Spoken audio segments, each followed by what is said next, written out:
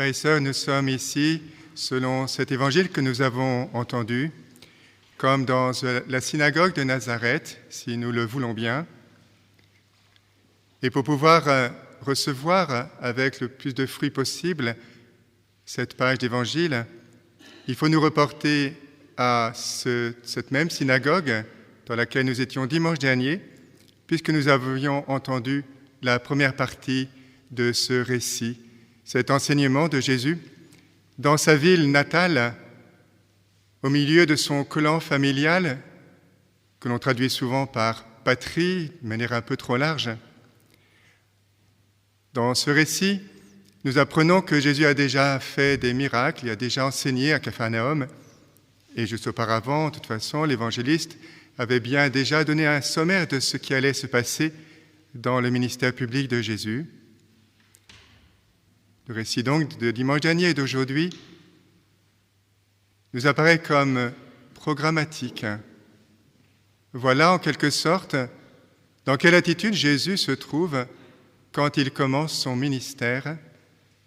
Et pour en montrer qu'il est prêt à affronter l'opposition, Luc reprend cette vieille tradition déjà bien établie, à savoir que quand il est revenu à Nazareth, sa ville natale, il n'a pas été bien reçu. Dans les autres évangiles, il n'a pas pu faire quelques miracles et il est reparti, on pourrait dire, bredouille. Dans le récit de Luc, non seulement il ne fait pas de miracles, mais le récit se termine dramatiquement puisqu'on veut l'assassiner en le jetant d'une falaise que l'on cherche encore aujourd'hui. Pour pouvoir commencer notre suite de Jésus, dans cette nouvelle année du temps ordinaire selon Luc, nous nous rappelons la démarche de notre cheminement de foi. Si nous sommes ici, c'est parce que nous voulons rencontrer le Christ, rencontrer Dieu, pas simplement individuellement, mais ensemble, dans ces différentes formes de clans familiaux qu'est une communauté religieuse de frères, une communauté religieuse de sœurs, une famille, même un couple retraité, ou même un peu différemment chez des veufs ou des veuves, ou des jeunes, ou une paroisse, un groupe ecclésial, y compris dans le monde. Il faut d'abord pouvoir se mettre en présence du Christ ou d'un témoin qui va parler ou montrer quelque chose de l'enseignement et de la vie du Christ. Dans l'évangile de dimanche dernier, la première partie de l'évangile, il se terminait ainsi. Les yeux de tous s'étaient fixés sur Jésus. Ils voyaient, et ce qu'ils voyaient les mettait dans l'étonnement.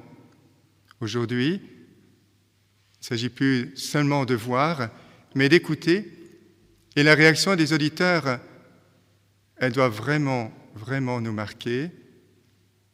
Les paroles de Jésus sont des paroles de grâce. Elles fonctionnent, elles agissent, elles sont extrêmement efficaces. Elles changent le cœur des auditeurs. Est-ce que ce sera notre cas aujourd'hui comme à chaque fois?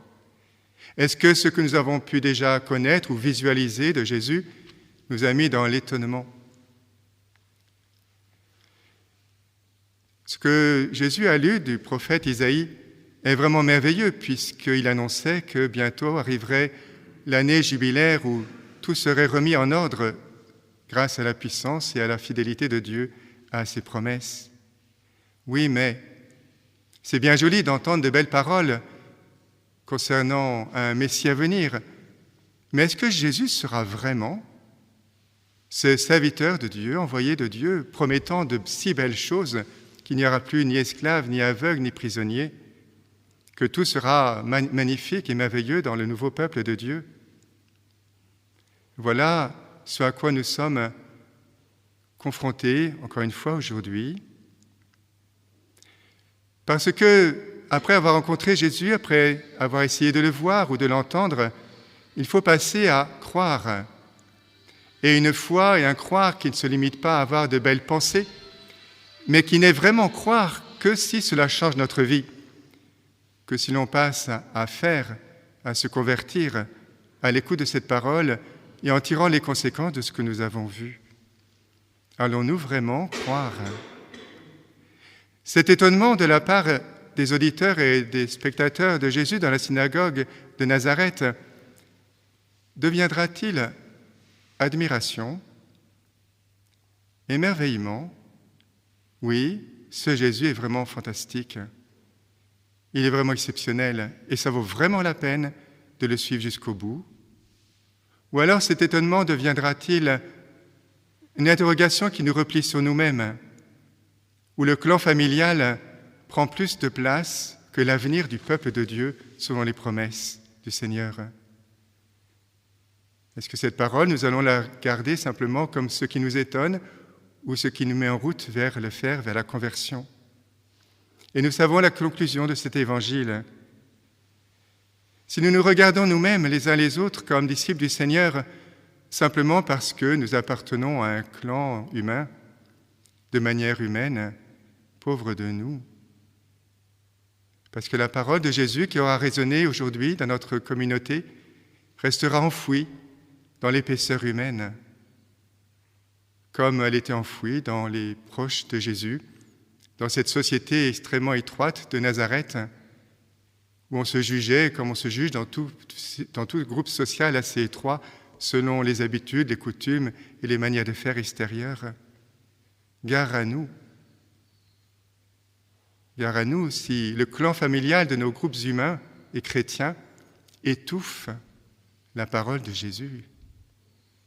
Gare à nous si nous quittons cette Église tout à l'heure en étouffant la grâce inouïe que la parole de Dieu a suscitée en nous et cette parole devenue chair dans l'Eucharistie.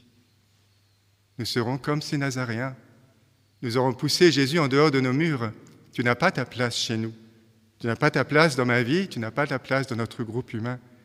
Comme ce serait terrible, nous n'aurons plus qu'à fermer l'Évangile et à revenir à notre humanité avec tout ce qu'il peut y avoir de dramatique. Heureusement, plus tard, nous apprendrons que Jésus est capable de redonner vie au fils d'une veuve.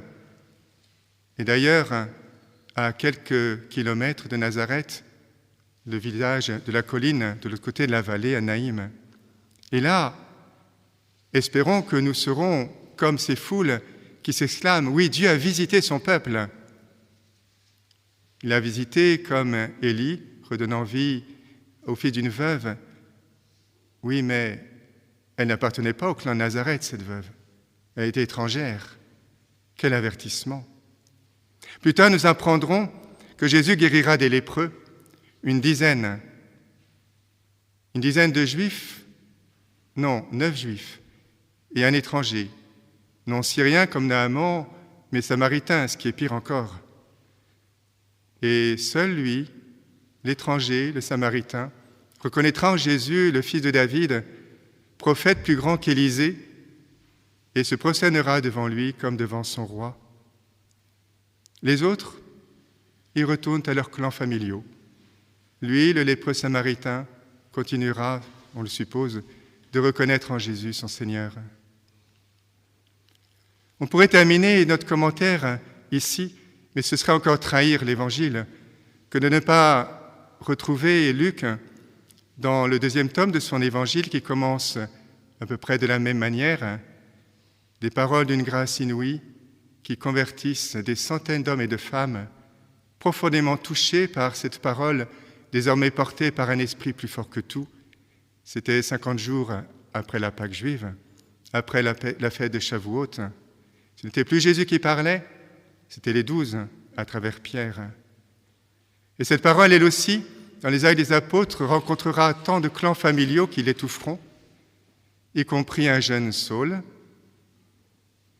qui écoute un grand témoin de Jésus, Stéphane, Étienne, et rentre chez lui, dans son clan familial des pharisiens, jusqu'au jour où le Jésus lui-même le rencontrera, le convertira et deviendra un immense disciple du Seigneur. Jusqu'au jour où il écrira une des plus belles pièces de la littérature chrétienne, celle que nous avons entendue en 2e lecture. Amen.